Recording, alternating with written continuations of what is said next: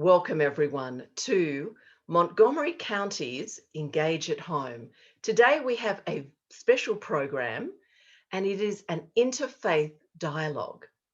Our guests are Holy Cross and the American Muslim Senior Society. In this program, we are going to be exploring mind, body, spirit and its role in the service of health, volunteers, nurses, ministers in the community. We're also going to be learning about resources that are available to assist the work of volunteer health ambassadors, nurses, and health ministers, and those that they serve. And then, most importantly, this is an opportunity for an interfaith dialogue, bringing together two different groups of volunteers who are providing healthcare. So it's wonderful that we are here today with a group of speakers and members of the community, and that we are recording this so others can enjoy it. So let's get on with the program. We have a simple structure. At the beginning, we have each of our guests are going to be providing information, inspiration, and words of wisdom. Then we're going to have a short break and invite our other guests who are with us today to talk about how they have challenges and what sort of resources they already utilize to help maintain their resilience. So let's get on with the program. Our first speaker today is McKenna. Meg is with Holy Cross Faith Nurse Program. And I'm going to ask Meg to join us and share information that really is going to help all of us. Meg, welcome. Lily, thank you. We are so grateful to you for inviting us to this conversation. And I'm looking forward to sharing a little bit more about what faith community nursing is and the work of health ministries. And most importantly, how Holy Cross can be a support to you in your work. I'm very happy that we'll have the opportunity to hear Mona as well and learn more about her work in AMS, because it is inspiring to learn what her faith in action has created for her community. So as Lily said, my name is Negm McKenna. I've been a nurse for over 30 years with Holy Cross Hospital for the last 11, and manager of this program for just the past 11 months. And I don't think I'm alone in feeling that they've been fairly bumpy months. So I'm here not really as a seasoned manager, but certainly one that firmly believes in the mission and the far-reaching benefits of health ministry. The need for faith community nurses and health ministers, I don't think has ever been more apparent than it has since these months during the pandemic. It just created an overwhelming need for education, for helping with isolation, especially in our seniors, and coping with the fear that the virus created. All these needs were filled by many faith community nurses and health ministers in the community, and they were often very frequently part of the outreach to those most affected, not only in their communities, but in the surrounding neighborhoods. So as I'm talking today and mentioning faith community nurses, health ministers, health ministries, I think it would be helpful to just clarify those terms. When we talk of faith community nursing, it is a specialty nursing practice, and it focuses on the intentional care of the spirit and the promotion of whole person health within the context of a faith community. It was actually recognized as a specialty of nursing by the American Nursing Association back in 1998. And as such, it's guided by its own scope and standards of practice. To be a faith community nurse, an RN needs to have an active license in the state they're practicing. They need to have a baccalaureate degree and have successfully completed the specialty course of Foundations of Faith Community Nursing to become certified. I think what drew me to faith community nursing many years ago when I got my certification was that it really is reclaiming the focus of faith traditions and its long history of caring for the sick, healing, and being that place of care and comfort. When we talk about health ministries, it really is inclusive of the many different ministries a faith community has that promotes holistic health. And these ministries are just an essential part of any congregational life. They incorporate the values, beliefs, and practices of a faith community as components in motivating persons toward that whole holistic health and wellness. And that's directly from the Health Ministry Association's website, which we'll be sharing. A health minister can be anyone working at the intersection of faith and health. They don't need a background in health or in ministry, but there are programs to become certified in this role as well. And one of our partners in our network locally is the Wesley Seminary Heal the Sick program. They actually have a course starting in January for certification for health ministry. Again, I'll share that site with you. Just a little on the history of the specialty of faith community nursing. It was started, well, by our ancients really, because of the tradition of healing in the church, but as we know it now, it was a Lutheran minister, Granger Westberg, who really developed the parish nurse concept as we now know it. He recognized nurses as a link between pastoral health and the health and wellness of a congregation. And so because he's kind of the founder, his foundational work is really the reason that the institute is named for him, Westberg Institute, which is the primary source of the promotion and education of faith community nursing.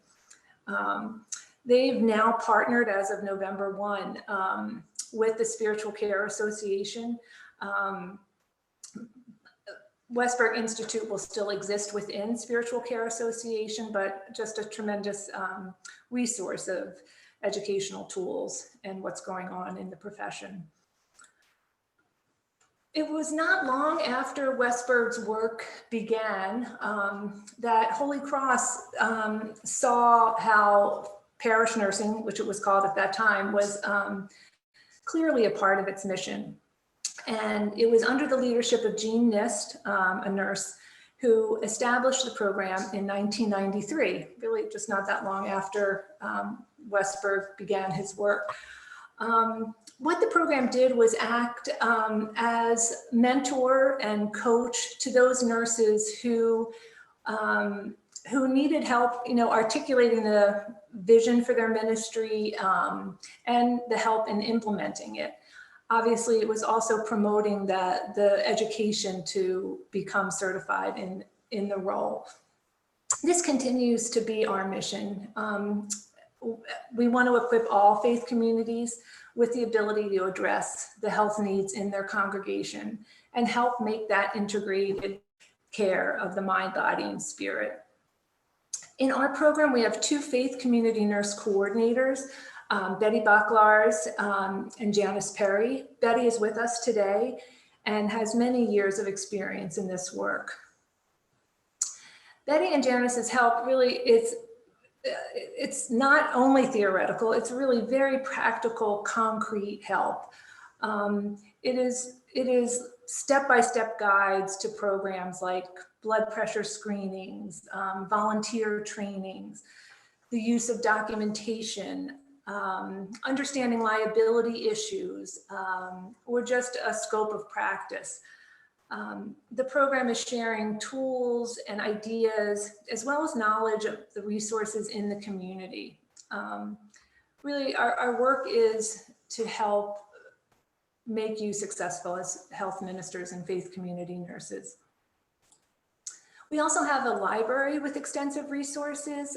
Sadly, at this time, we can't invite you to come peruse the shelves, but if you did have specific literature needs or requests, I hope you'll contact us. We would be happy to share what's in the library, send you books, programs, whatever we could do to support you. And the Dove is our newsletter that comes out quarterly. It is sharing news of our department, what events are coming up, what's available at Holy Cross in community health, with all the virtual programming that's gone online now with different classes and support groups. Because being a health minister or faith community nurse is a very autonomous role, for many years, our department has held monthly really support groups. They're called Theological Reflection. And these groups generally consist of about 6 or 8 nurses. And it's a way for them to come together, pray together, reflect, share the joys and the challenges of their practices. But most fundamentally, it is to help each other find where God is in their work. I just don't think the need for that's peer support can be overstated in this role. And we would really love to see this kind of group expand and facilitate its growth. So if it's something that you are interested in, I certainly hope that you will contact us, and we would love to help you with that. Because faith community nurses and health ministers are working within their church, they have the tremendous privilege of serving people they've known for a long time, who they share these same beliefs and values. And so it can often feel like we're taking care of family, which in many ways we are. But because of that, and the potential for differences to feel more personal, more fraught than in our regular work, for this type of ministry to survive, it really needs to be approached professionally. And I'd like to mention some of the things that might help make you both more successful and resilient and with the inevitable setbacks that occur. The most critical element for the success of a program like this is the approval and support from church leadership. Unless leadership is really in agreement on the importance of the goals, it's very difficult for the ministry to take root. It really requires clear communication with the leadership, with the health ministry team, with the congregation, what a health ministry is looking to create and the goals that they have. It's important to develop a mission statement and state those goals. It helps if the first initiative is very specific. If it can be limited to if the project can be limited to the manpower available, because often if initial efforts are often met with a lot of enthusiasm, but that can also lead to too much too soon, and or can be too much time consuming, and that has a way of squashing everybody's spirit. What is also just of utmost is connecting with us, because we are here for the ongoing support of you, development of programs and training. So again, we will be sharing how to get in touch with us at the end of the program.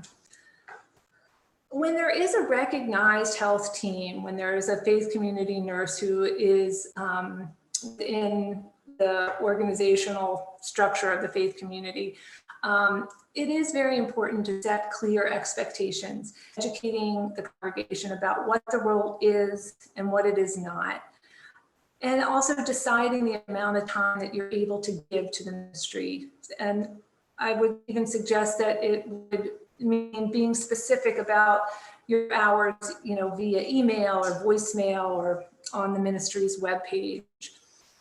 It's critical to track your hours, whether you are paid volunteer or not. It's just very concrete evidence to show the need for the health team going forward. Obviously, we understand that miscommunications occur, that some programs aren't well received or well attended, and it's just simply part of any learning. But if there is pastoral support and clear vision, if there's support from programs like us, there's less risk of burning out. And the ability of this important ministry can not only grow, but endure beyond your time there.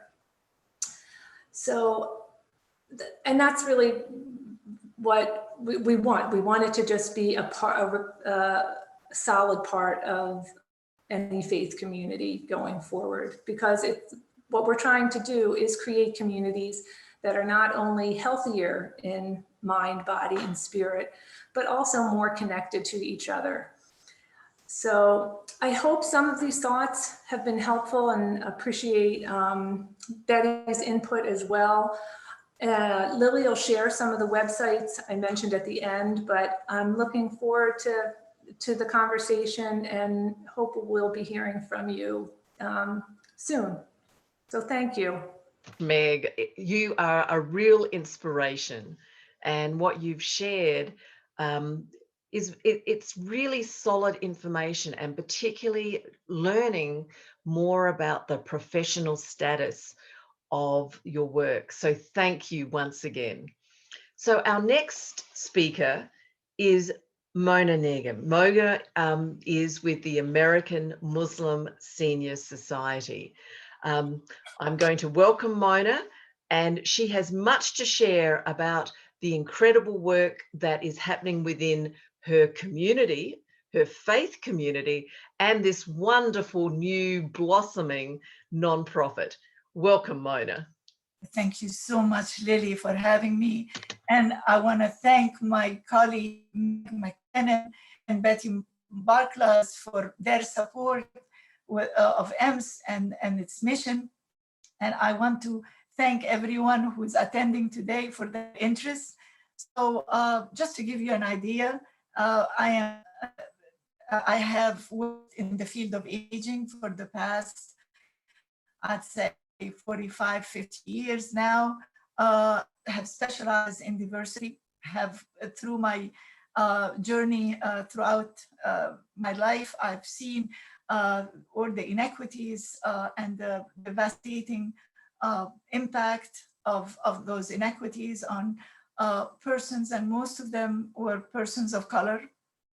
And that has shaped my passion and has guided me to establish the American Muslim Senior Society, which is an interfaith health and long-term care nonprofit organization with a mission to empower our county's 55+ and caregivers, especially the underserved, isolated, and marginalized.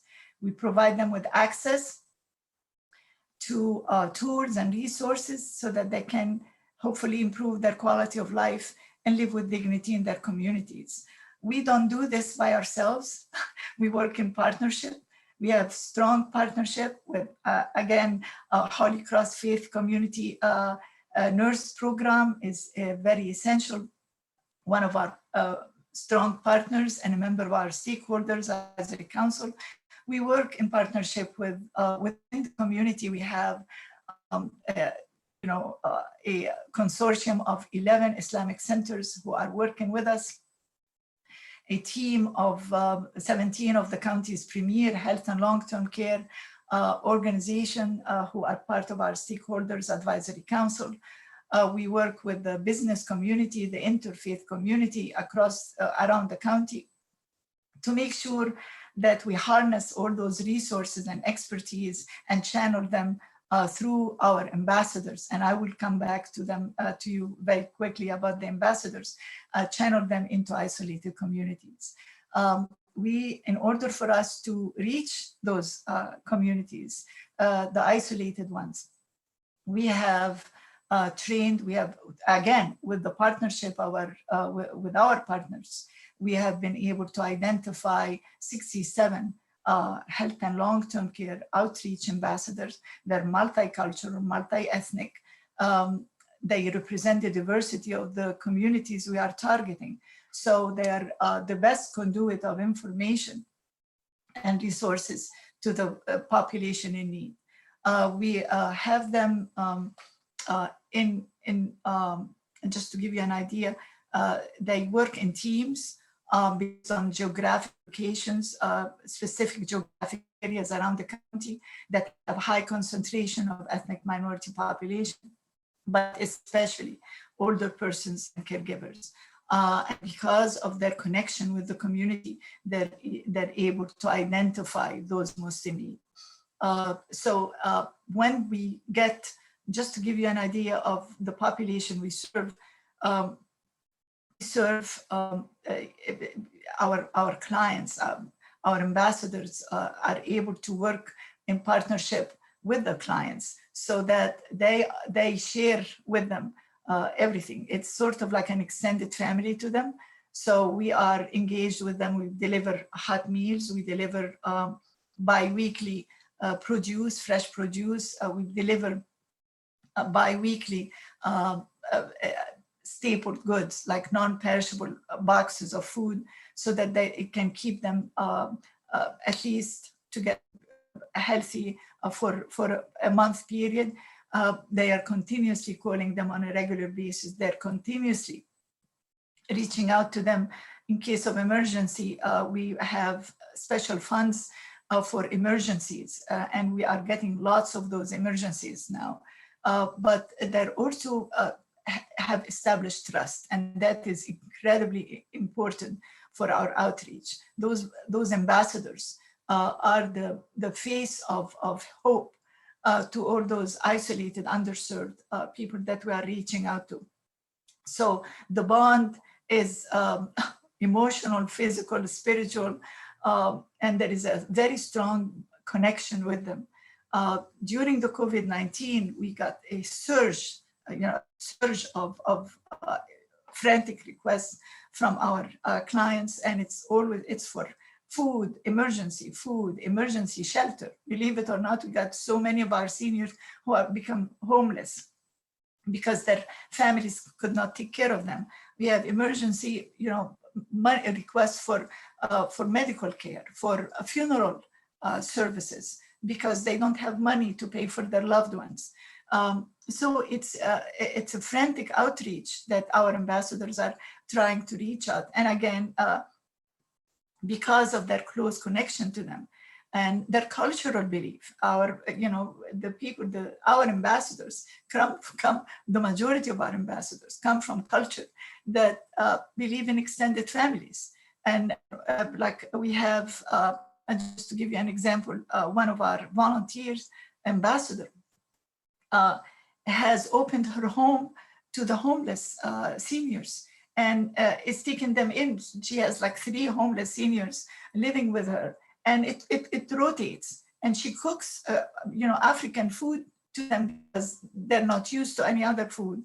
And she collects money for burial expenses because they don't have the resources to bury their loved ones. And she's discovered that Christian burials are more expensive than the Muslim burials because our burial is simple, burying procedures are simple, but for the Christian burial, it's more expensive. And all this is like they are absorbing this shock, especially during COVID-19, because of their closeness to their clients.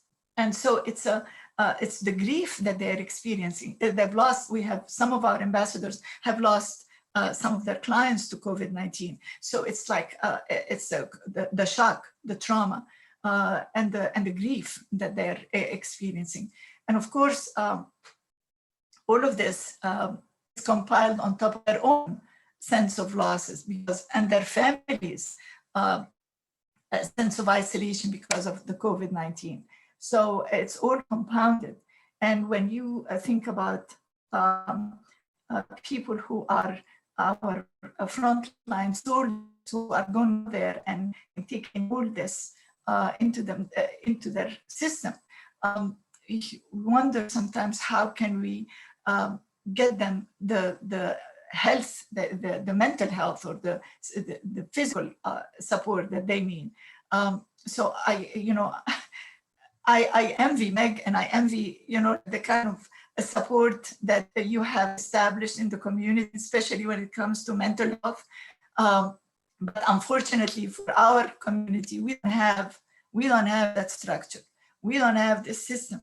And I don't want to go into details about it, but we have, when it comes to confronting adversities, our culture, and for the most community, or I should say for our ambassadors, I'm not going to generalize, but in general, we have a culture of silence. Okay, so it's a culture of silence.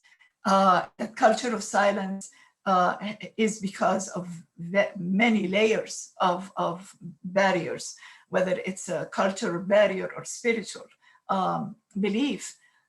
And you're talking about, we first of all, we don't have, how do you say, chaplains. We don't have health ministers. We don't have trained, our EMs are not trained counselors. So let alone we don't have any female trained counselor. I'm talking in terms of religious leaders. Our religious leaders are not trained counselors. So we don't have that kind of benefit that is available to our community. There is a stigma in our culture that's associated with mental health. If you go to a mental health professional, and somebody, and like one of our ambassadors said, oh my God, if people find out that you are going to be a mental health specialist, you better believe your daughter will never get married. So it's that kind of stigma that's associated with mental health. And then of course you have our lots and lots and lots of cultural belief and things that are associated with our Islamic values and traditions that sometimes interfere with our ability to get, for some people, the mental health that they need, let alone that the mental health system and some of the mental health professionals are not really trained in any of the cultural or Islamic belief and tradition. So they really are not equipped to provide any support to that particular community, our particular community. I'm gonna just go over some of the resources that we offer. I'm gonna see if the other components of the silence, the reason we are silent for the discussion. But when it comes to the support that we offer, our ambassadors, we have again our in the Quran, in the Holy Quran, there are verses in the Quran that mention patience and resilience. More than 200 verses in the Holy Quran that talks about patience, perseverance, and resilience, and the incredible reward that's connected with your faith, knowing that the Almighty has a better plan for you. So the more you persevere, the more patient you are, the higher your reward is in the hereafter. And therefore, there is a tremendous consolation. And when volunteers, one of the healing, when you talk about nurturing heart, mind, and soul, prayers and supplication and listening to the Quran are just something like soothing for the heart, mind, and soul for most of our volunteers. It gives them a sense of empowerment, that they are on a mission guided by the hands of the Almighty, that it's a noble mission, that it is done for His pleasure, that whatever they're encountering, they're going to get rewarded for it. So that's part of the that's the positive part. That's the happy part.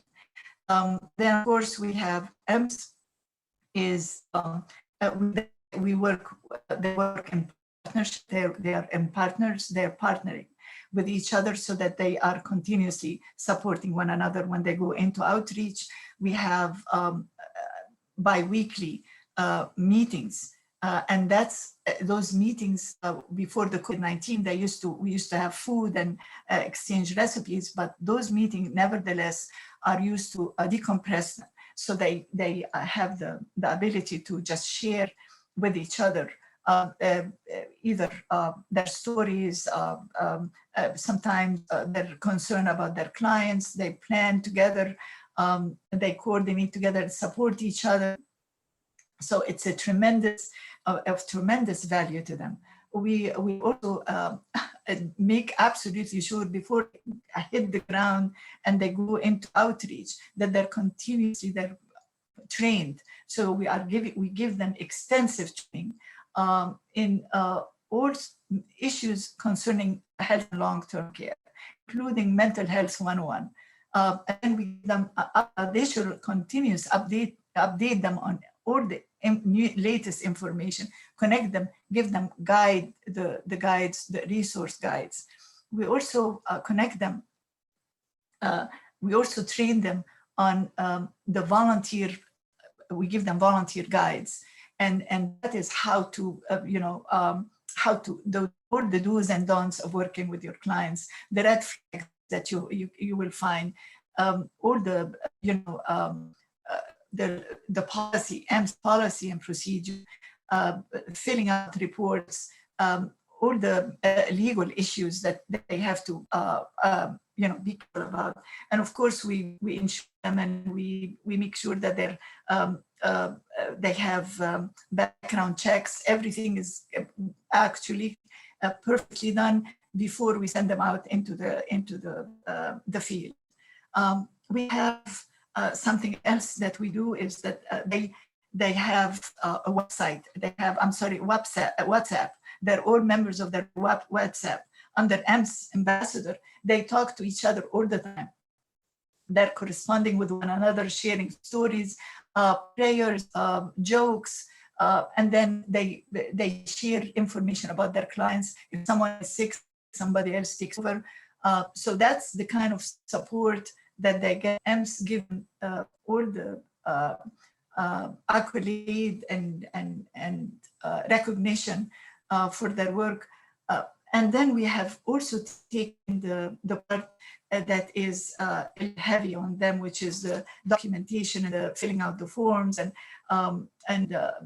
filling out the forms of their clients and following up on their cases, so that it becomes less stressful to them. Their job and their work is less stressful for them. They're continuously connecting. We're continuously connecting our clients with the service delivery system. Our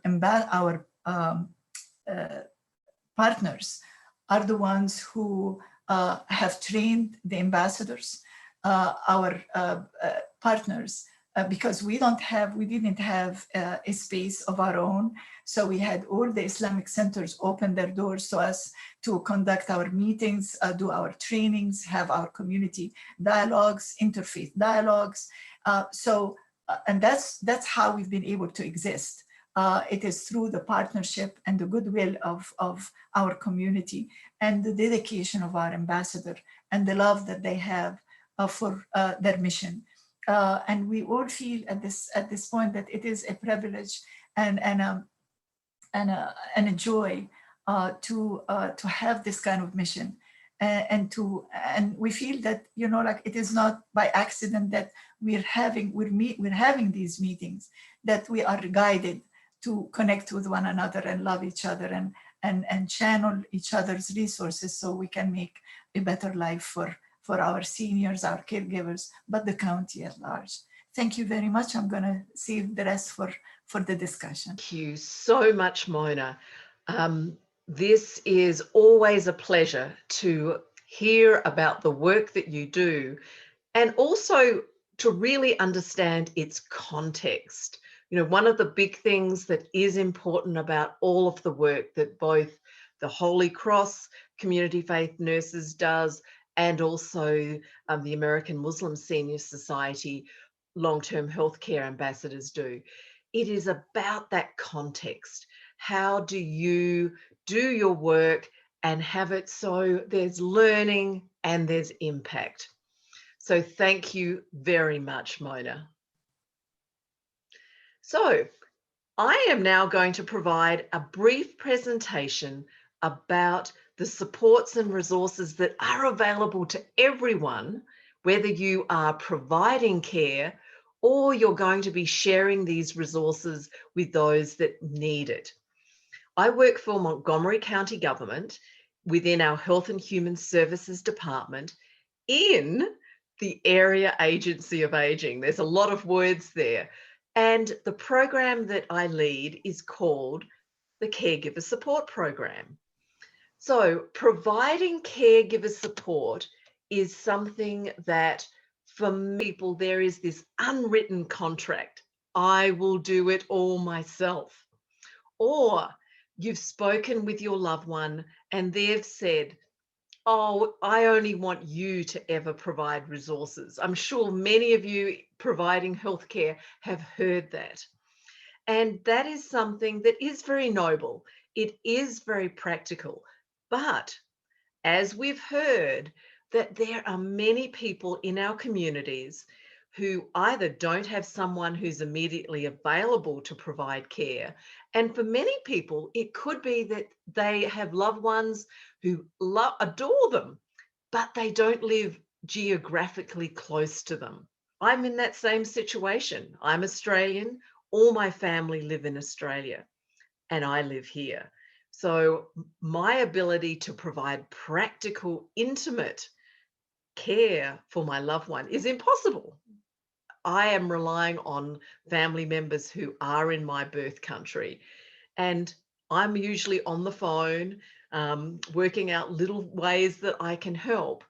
And that is where many of the people who are receiving care from our organisations, they're in the same situation.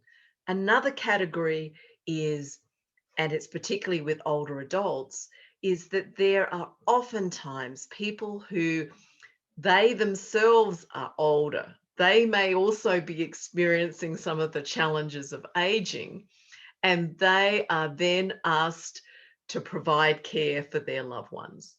So that's the framework. And I'll just remind everyone, Montgomery County Government provides care and navigation to care across the lifespan. So it may mean that you or a member of your community is providing care for someone who has a child with a disability. Or it could go all the way through to an older adult who needs support. Both of our speakers have already reminded us we are in the era of COVID. So sadly, a lot of the standard community infrastructure that is out there is not able to be accessed. One of the key parts of that is adult daycare. So let's now talk about what is available. Montgomery County Government has an Aging and Disability Resource Unit. We have an amazing team of about 8 individuals, and on an average worked in the county for 13 years.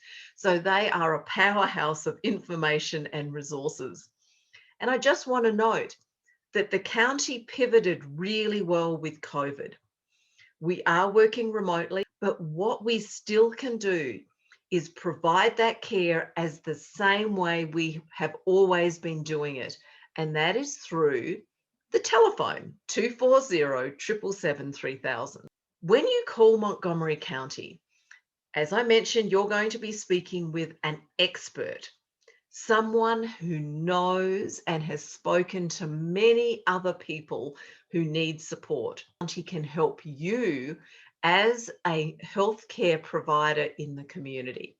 You can call on behalf of a client. You don't necessarily have to have the client do everything. The county also can provide telephone-based support in any language that is available. So maybe you start that inquiry for a client, but they may have limited English proficiency, and you want them to be able to connect with county resources. So in your language of choice, you can start that inquiry with our Aging and Disability Services team. You can make it clear that the family or the individual is going to be more comfortable speaking in their language, and you can then arrange for the county and that community member to speak to us in their language. We can also provide translation of materials, both materials that they may have and then also materials that we have. Many people start the conversation when they call us, really outlining the situation at hand. Sometimes it could be a crisis and it may need immediate assistance, and we are able to do that. Or it could be something where it could take multiple conversations. Some people have very complicated circumstances, particularly if this is the first time that an inquiry is being made to learn about what resources are available. So one of the things I always suggest is to remember that you don't need to get all your answers solved on that first conversation. I actually recommend to people to write down what it is that the challenge is and what are some of the first points that need to be addressed. Now, the county, within our extremely confidential framework, can start a digital file. So it means that even if you don't speak to the same staff member the second or the third time, they are able to go back to the records and pick up where a previous staff member had helped you connect with resources. Some of the questions that you may be asked are the person who the inquiry is for. Do they receive Medicare or Medicaid? One of the reasons why we ask those questions is to help us determine what level of government assistance is available. I'll be frank that particularly government assistance that would pay for and provide services does have an income and asset-based criteria. So by asking the question, does the person receive Medicaid, is a very simple shorthand to help us know what kind of government resources that person would qualify for. And it's a quick shorthand rather than having to get deep very quickly into what are their assets and what is their income. Down the track, that may be talked about. So let's talk about some of the practical supports that the county helps people, particularly folk who are caring for a loved one. Many people are providing care in their home. It could be to a relative, it could be to a family friend. some of the things that we can provide are respite care. Many people don't know about respite care. It's one of those little gems that has some unknowns about it. At the beginning of COVID, people were more cautious about engaging with having a care provider come into the home. Gradually, as we enter December 2020, we are starting to realize that care providers are incredibly well trained.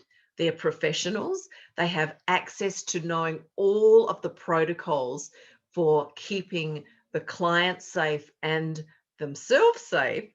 And they are all using protective clothing, gloves, gowns, and masks. So, what is respite? Montgomery County has a program in partnership with the ARC of Montgomery County, and it is to provide in-home and in community settings respite so that principal caregiver is able to have a break. A break could mean that they're just able to go into their bedroom, lay down and rest. And that care provider is trained and supervised, and they usually are a CNA, certified nursing assistant, or other qualification. And they could be helping the person who is more frail with bathing. They could be helping them with grooming. They could be helping them get dressed, have a meal. It could be just a 2-hour visit. But what that aide is able to do is help the frail person a lot more quickly with what we call activities of daily living. And for the caregiver, they are able to take a break. And like I mentioned, it doesn't have to be complicated. It could be the loved one just leaves the home and maybe goes to their own medical appointment. It could be that they attend to their own care. They could just take a break. And so the respite care program is in partnership with the ARC of Montgomery County. We work with them. They help to assess the families. There are no income or asset requirements if the caregiver is providing care for an older adult. There are some restrictions if that person is providing care for a child, but the ARC via the telephone is able to assist you and the care family to understand what services are available. Currently, respite care is available to pay for 140 hours of respite care per year. And as I mentioned, that the ARC works with only licensed, bonded elder care providers in Montgomery County, and they then have certified nursing assistants, home health aides, who then provide the care. It goes directly through that channel. We do not provide funding to families. But what that does is really allow caregivers to take that break. So that is one of the key programs that a lot of people do not understand. And by calling 240-777-3000, our staff can assist you to make that connection. Another thing that our staff are able to do is to assist families and other caregivers, and they can also assist health aides and ambassadors and people through Holy Cross to understand the range of resources that are available to families. So it means that they are able to hear what the challenge is that the family is facing and help to start assisting navigating to the resources. Some of those resources could be provided through government, and for families that qualify, our Aging and Disability Services team can immediately start helping that person go through the qualifying process. Some of the services are provided by non-profits, like the partners on this interfaith dialogue, and others are provided by businesses. In Montgomery County, there are so many resources that are available to everyone. And that is why we want you, as one of our partners in healthcare in the community, to really learn more about the resources that we have. And in the resources section at the end of this presentation, there will be information. So before I finish off, I have to talk about the county's Caregiver Support Program. Our Caregiver Support Program is really involved with bringing together those public-private partners to have it that we work in a collaborative approach. And we have also produced bilingual resources that help you and family members really understand some of the challenges that caregivers face, some of the resources that are available, and some of the approaches to care. Mona talked about that some families do have resistance to seeking care. And one of the things that our publications talk about are how to bring together those community resources, whether they're support groups, whether they're education programs, or whether they're just simply seeking online resources, reading materials, talking to other people. So then those at the front line, the family and friend caregivers, are able to understand how we can all do this in partnership with each other. So before I finish up, I want to remind you that the county's Aging and Disability Services phone number is 240 777 3000. Our general hours are 9 to 5 and extended hours until 7:30. All of this is available on the county's website, and I've included that in the resources with all the materials that I have put forward. So that is enough for me. And I want to bring back Meg and Mona, because now what I'd like to do is transition into a conversation that really is about how you, as a community care provider of support, how you are able to do what you do well. So, Meg, as we transition into our conversation part of the program, I'd like you to break the ground and just share some of those challenges that you know your community faith nurses face, and how you also know that there are resources out there for them. Would you mind sharing that? Not at all. Some of the challenges that basic community nurses find themselves in is I referenced a little bit when I was sharing earlier. And I think it's often two kind of ends of the same issue. Oftentimes there's kind of a Lone Ranger approach to health ministry where somebody's taking it all on their own shoulders, and it becomes too much and they quickly burn out. There's the other end of the spectrum where there's too many cooks in the kitchen with the health ministry team, and it's difficult to find a consensus and a clear path forward if there are too many decision makers in a health ministry. So finding that sweet spot of a team that's committed, that shares the same vision for the ministry, and and can support each other. Obviously, that can't always happen. You know, there's volunteers that come and go, as we know, in faith communities.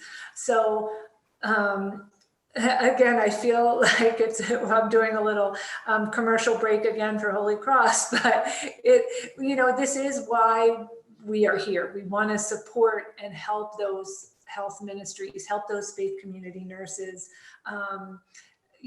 feel supported and help them to troubleshoot when issues arise, and be able to bounce back from those setbacks.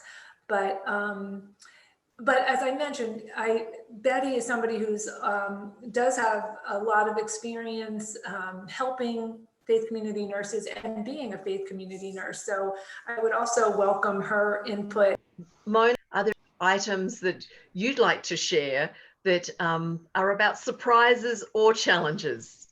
Right. So I want to go back to the challenges and in particular mental health challenges. And this is an issue for our community.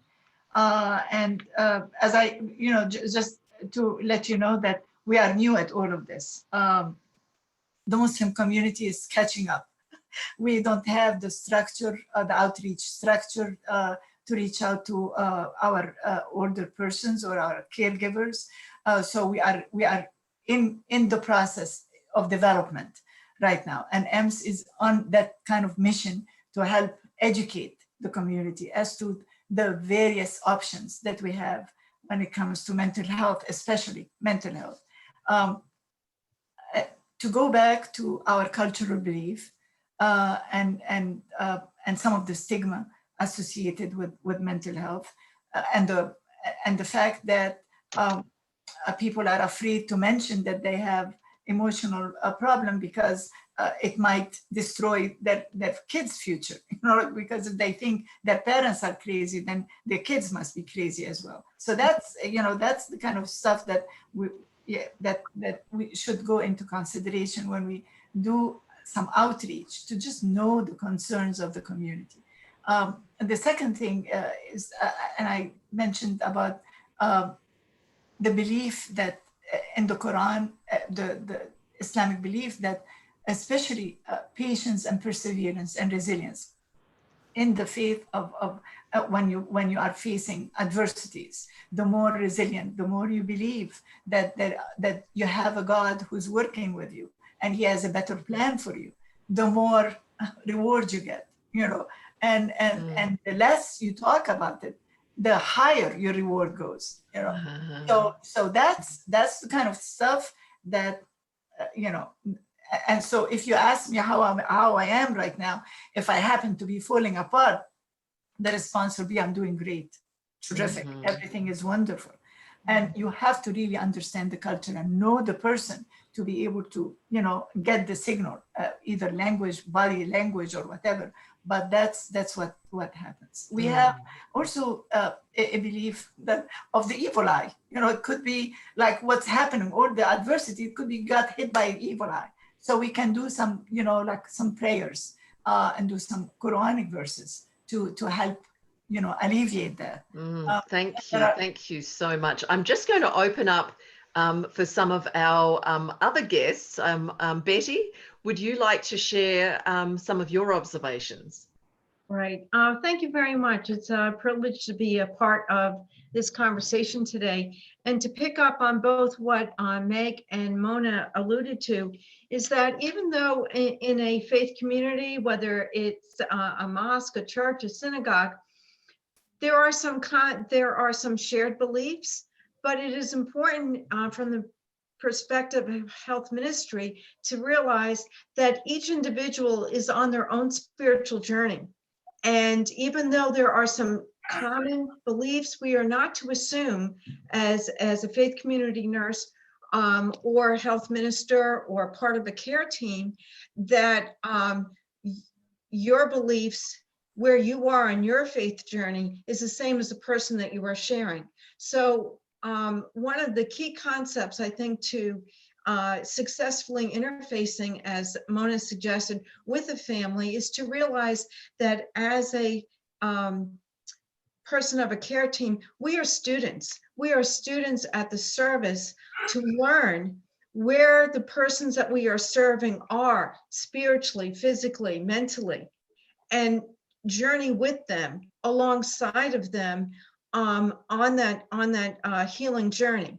And healing takes place no matter what the disease situation might be. There is always care, and there is always healing, even in the face of an incurable disease or an unsolvable problem. So I think that in training persons who are going to be on a care team and interface with persons is to realize that you need to travel alongside of, not ahead and not behind the persons that you are serving. You need to learn from them what their perspectives are, what their beliefs are. As Mona illustrated, there are some beliefs that could be true barriers to being able to receive the care or healing that's available. But that is not for us to change or to convince somebody other than their beliefs, but to travel alongside of. And I think, as Meg mentioned, that is the crux of where the resiliency for a care team, faith community nurses, or health ministers, the ambassadors, really need to find themselves to be able to enter into the situation, but not to own the situation emotionally. In terms of resilience, I think that is a skill that needs to be developed for any person on a care team. That you enter into the situation, you can be empathetic to it, but you cannot emotionally carry it as your own, nor can you carry the choices that they make in terms of their own reception of services available, the decisions that they're making. You can't own the consequences of those either, because we need to respect the autonomy that families have to journey with them, but not to interfere unnecessarily so that they would turn away from the care that's being offered because they don't feel accepted or understood. And then you've kind of inadvertently have cut them off. So one of the key principles in being part of a care team is to understand the boundaries of what kind of things are appropriate under the auspices of the church or congregation can provide. And the second principle there is to provide some sort of mechanism for supporting your caregivers themselves.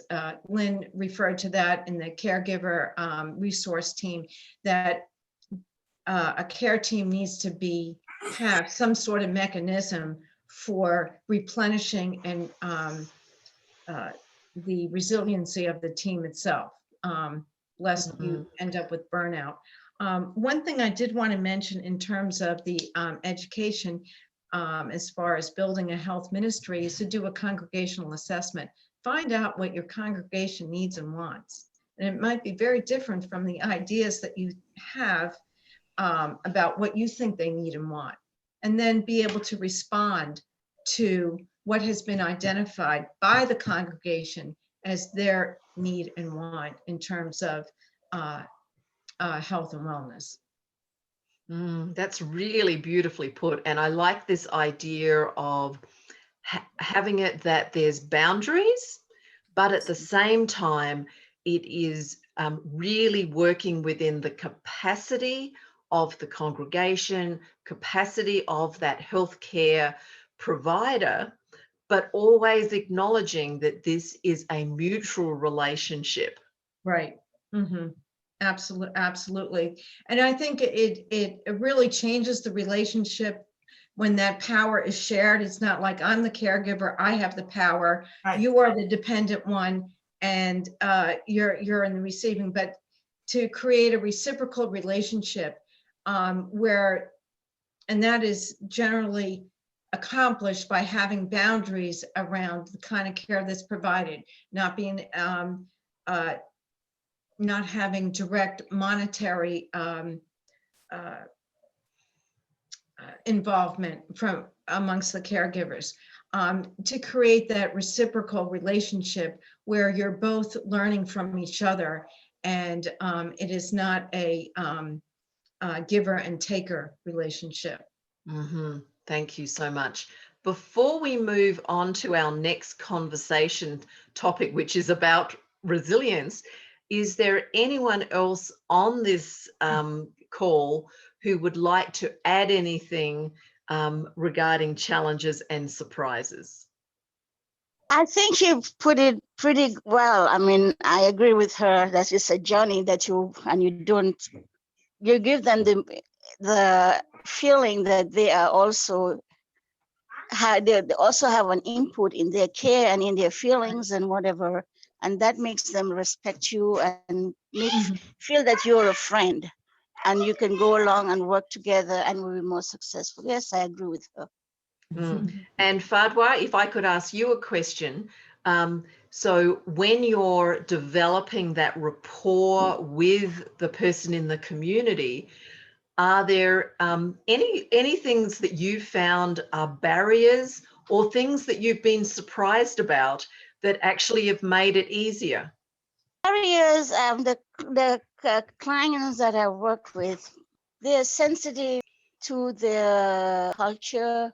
So when I deal with them, I just talk as that we're all one human being under one God. And, you know, if they tell me, thank you, let God bless you, I would say, oh, you're welcome. It is my duty to, you know, I avoid talking about not only race, also religion. When I'm dealing with people, another religion, and always, when they talk about my religion, I don't fight back, but I make sure I let them realize that we're all one human being in this world, and just making them feel comfortable. It helps. So I think that's why I believe in that we're all doing this journey. It's a journey that we're taking together. We should never think we're better than them or we're beneath them. Just, you know that you're there to help, and whatever help they want to take from you, accept it and don't force it upon them. Beautiful. I really like the way that you've said that, because in some ways it's like what Betty was saying, that as providers of health care, and particularly in this environment where it's being provided as a volunteer, we have to really be listening and being attuned to where the community member is at. Even if we know that they could actually benefit by supports that are greater than what they're willing to accept at the moment, Right. we can't make that stop the process of providing care. So what about if we transition now and we actually talk about how, as providers, you maintain your resilience? Betty talked about it a little bit earlier, so maybe I'll ask her to start us off first. Betty, what are some of the things that you have learned that help you and the other community faith nurses maintain their health and well-being? Okay, thank you very much. First, I'll talk on a personal level of what I do individually. And then the second part of that equation is what you do as a care team or as a group. And I know individually it's important to, for some self-assessment. And the main question is, how is my interaction with the persons I'm caring for making me feel? And it's not just about emotions, but emotions are very important. And I think that as providers, whatever your role may be, to be giving from a place of doing the things that you like to do, that you enjoy doing, that bring you joy, is where you should devote your caregiving energies. If it's not, and that doesn't mean you're over elated every single day, because caregiving is a difficult journey, but that it doesn't become a drudgery or an obligation, something you feel trapped in, because that's the path to burnout. Okay, so first of all, your own self-reflection and being honest with yourself. It is okay to have negative feelings about an interaction that's very, very difficult. And that's part of accepting your own vulnerabilities and your own human nature. And then being able to balance that.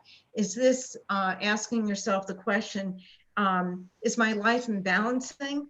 Or is this a balancing act that I'm constantly falling off the tightrope here?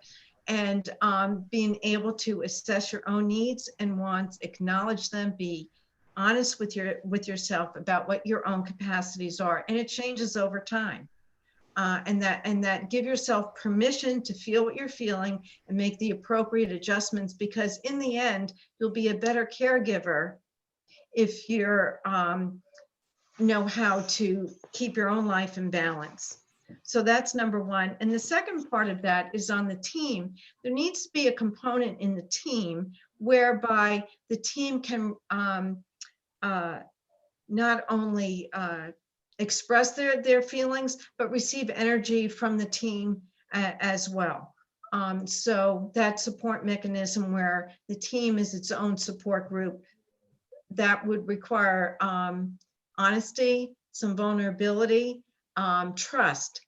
And that's something that we haven't purposely talked about, but establishing that trust, that what you share within the team stays in the team, that you have that confidentiality as a caregiving team to share information about those that you're serving, as well as how it is affecting you, and give yourselves the freedom to engage on your own terms.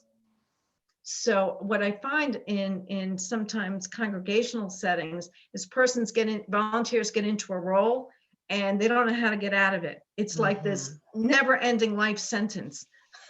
And one of the things that I stress in the teams that I share is that your extent of service is in your own ballpark. You determine the time and kinds of things that you are going to give and share, and that you're either on the team or off the team, but it is not something that is an unending expectation. So we constantly reevaluate how is the work on the team being a caregiver going for you, and people are free to come and go. Thank you, Betty. Those were really strong words of wisdom. So we've reached the end of our program today, and I would like to invite Meg and Mona to just share a couple of closing thoughts about how they have guided their volunteers through providing care, resilience. Thank you. Mona, would you go first?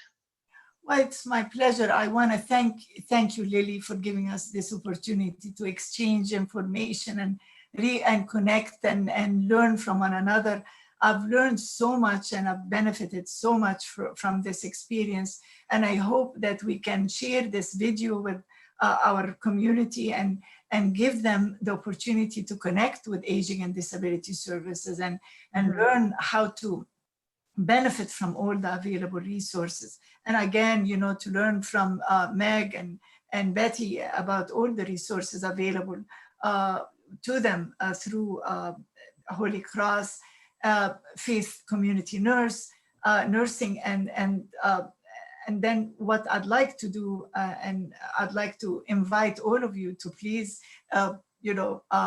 share with us as much as you can your experience and expertise, so that we can help develop the kind of educational programs and tools that we can send to our community, the messages, the information, the knowledge, so that it's a gradual process, and that we can all together help build up this effort to reach out to those most in need, and especially those who have issues with mental health, and so that we can make it a better society and a better community.